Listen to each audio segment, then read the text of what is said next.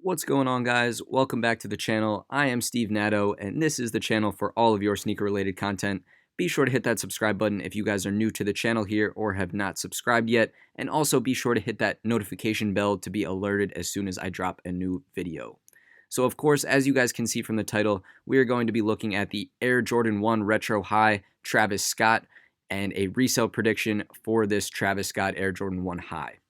So now the Travis Scott Air Jordan 1 High does have a very high resale price currently, and I'm making this video 2 days before the release on Thursday, May 9th. The sneakers release on Saturday, May 11th. So the Travis Scott Air Jordan 1 High does release at 10 a.m. on the Nike Sneakers app and Nike Sneakers, desktop site for $175.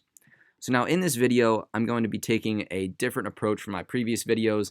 I made a video the other day about where the shoe is dropping, where we looked at this site right here, the Nike News website, and it shows all of the different, boutiques and retailers that are carrying this shoe.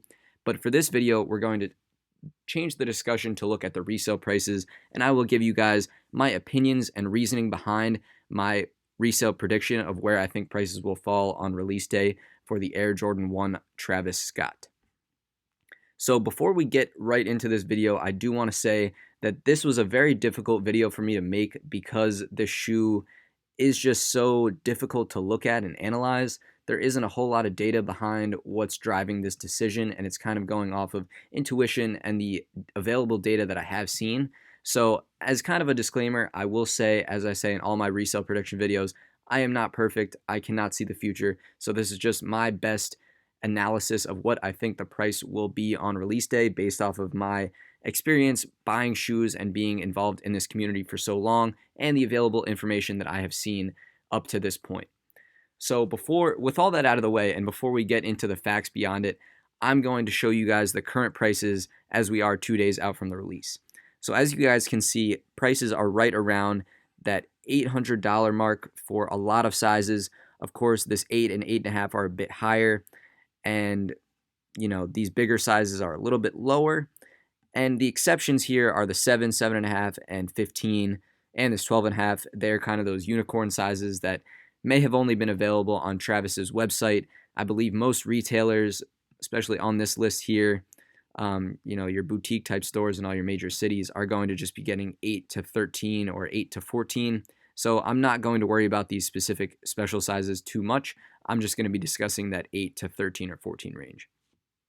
So as I said, 2 days before the release, it is Thursday, May 9th. The Travis Scott Air Jordan 1 High is selling for about $800 on StockX in most sizes. So now we recognize that, and it is a couple days before the release, and we haven't seen the price drop too much throughout this week. I've kind of waited to put up this video just to see where prices trend, but they haven't moved a whole lot. They've moved down a little bit, if anything. But I think the reasoning behind that, and the first, thing I wanted to look at in terms of where I think the resale price will fall for the shoe, is this store list.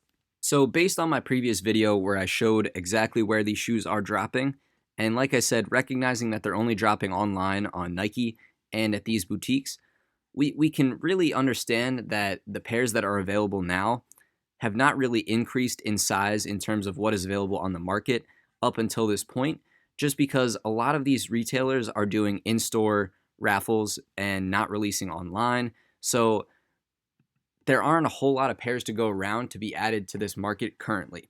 But the market is drastically going to change when the online pairs release on Saturday and a lot more pairs enter the market, as well as people who either get the shoes first come, first serve from spots that don't release via raffle, or from people who won the raffle and are going to physically pick it up on the release day.